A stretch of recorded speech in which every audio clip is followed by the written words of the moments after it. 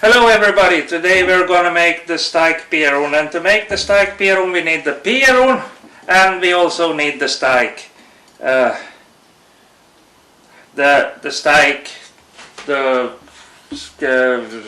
steikpan we need.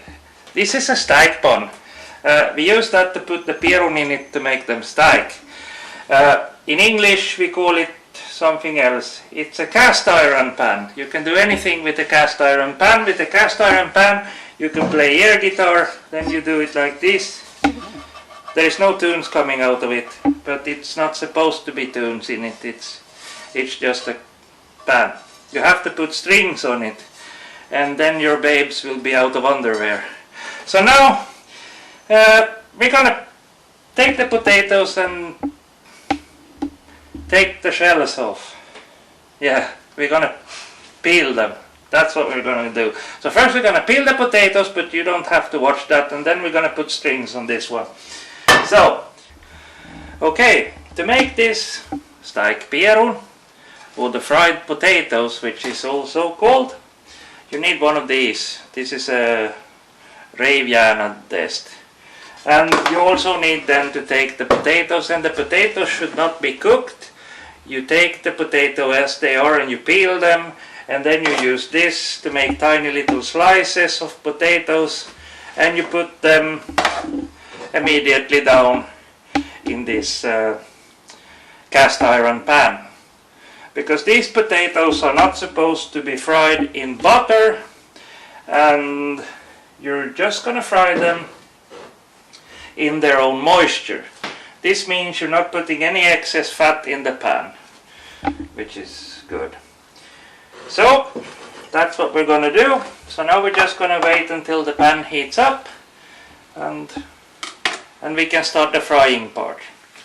After a while you will start to hear a sizzling from the pan, and then you have to take one of these and start to turn it. And there's a lot of turning, because it's gonna take a while to fry potatoes that is not cooked before. So you want to turn them in an incredibly professional way. You want to do this so they don't get stuck in the bottom. And you want to do this on low heat. On this stove I have put on number 4, and that should fry them really slowly. So, because if you put on more heat, what's going to happen is that the potatoes are going to get stuck in the cast iron pan, and then they get burned, and you don't want that taste in them.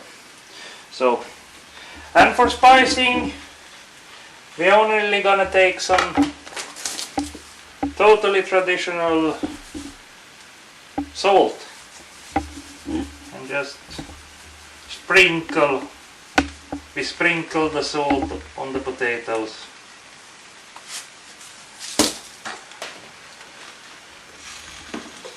And turn it in there. And if it's not salty enough when you're gonna eat it, you can always salt more.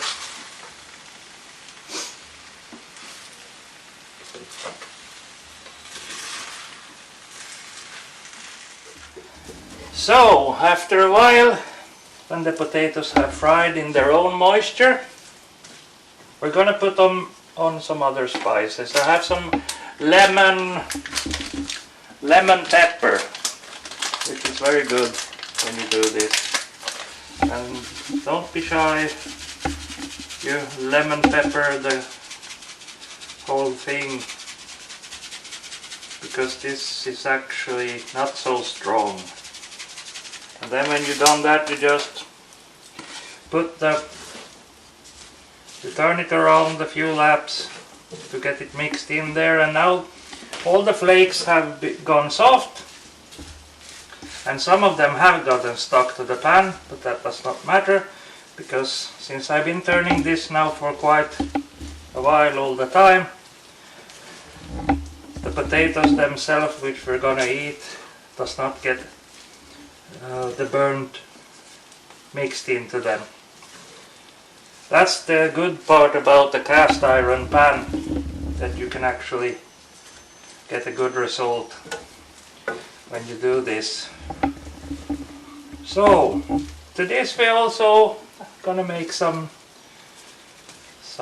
meat of some kind. Some grinded meat we're gonna have with this. So we're gonna prepare that.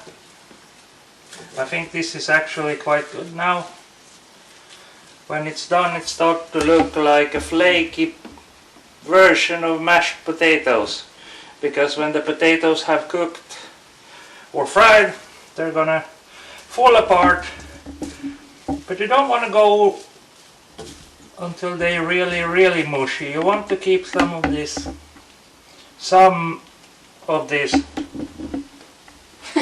bite resistant. Yeah, this is good. This is marvelous. We're actually gonna stop here and put them aside and do something entirely different. Okay, with those steikpierre on, we're gonna fry some meat. So I have a combination of it's cow's meat and pig's meat, and we're gonna put 2 different kinds of this in here. Here I have another version of the same thing here, and have to take the protective plastic away. So we're gonna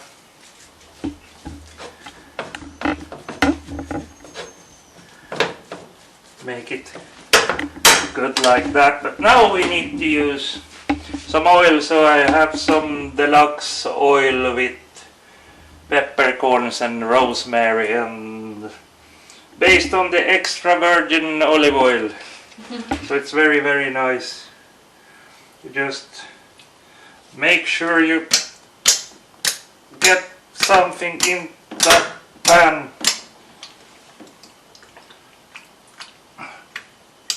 Like that. And now we're gonna fry. And we're also gonna use some, of course we're gonna use the salt again, so we keep that blood pressure high enough. We're gonna use salt and some pepper. I don't know what it says in English, but it's kryddpeppar. That's yeah, tasty pepper if you just, but pepper nevertheless. You make sure you pepper it enough, because we're gonna do, there's a lot of meat here that it's gonna be mixed into. So we put the stove on full speed, and then we just have to wait and mix in the spices in this. Again, mix in the spices and just chopping it to pieces.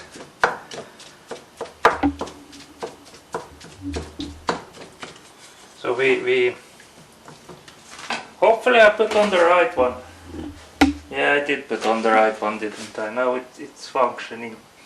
So now we have to wait for the heat to, for everything to start to heat up.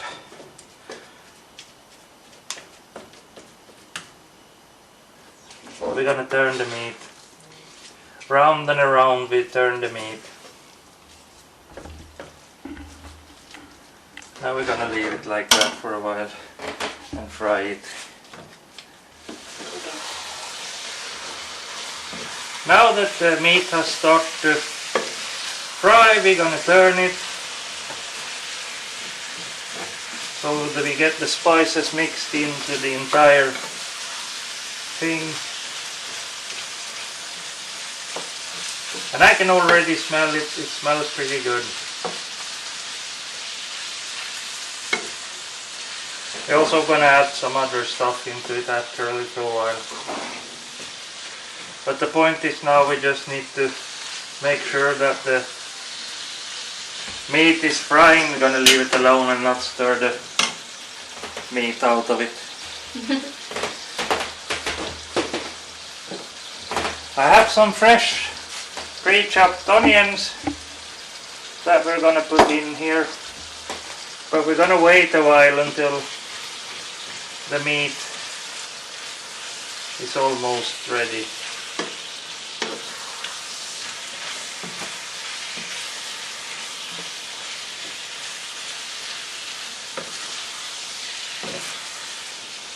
Then we're gonna put the onions in, and we're gonna put a lot of onions in there. It's about 2 of them, medium-sized onions.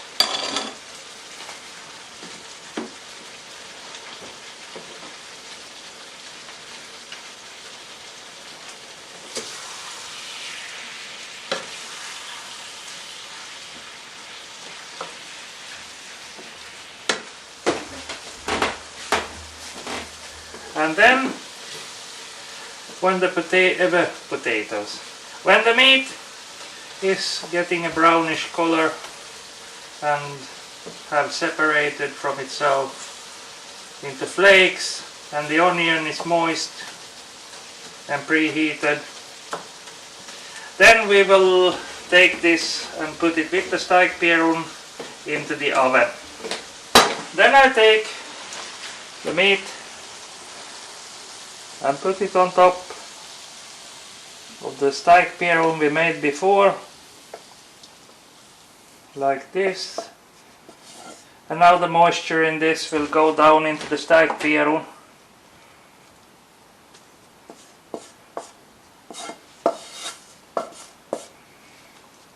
Like that. And we're gonna take this whipped cream, Armageddon, and put this on here.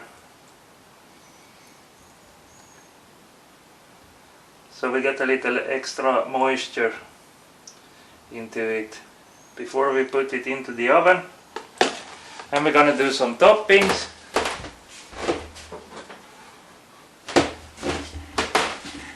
We have toppings. Of course we're gonna use the dill again because I like the dill. Some maybe think it's better for fish, and maybe it is better for fish. But I like the taste of dill. It's pretty good. And we have plenty of leftover lemons from the Christmas. So we're just gonna put a nice Christmassy gentleman over here or something. Just put that in there. And then to make sure that all the moisture is gonna stay in there, we're gonna top it off with a whole lot of cheese. So we're putting a lot of grinded cheese on top of this until we make sure that everything is isolated in there.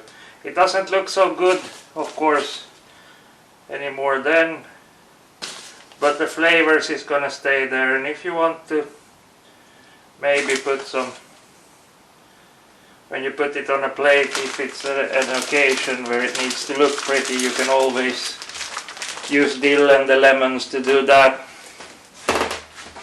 And then when this is like this, we're gonna put the oven on 150 degrees, top and bottom, and we shove it in there until the cheese has melted, and we think it looks nice. And hopefully I can put the picture in the end of this that shows what it's like. And that was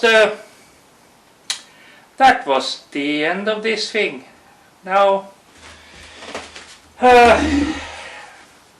have a nice evening or day and a happy new year, and subscribe, and bye bye then. Eu vou assumir um pouco a tua, eu vou nessa minha.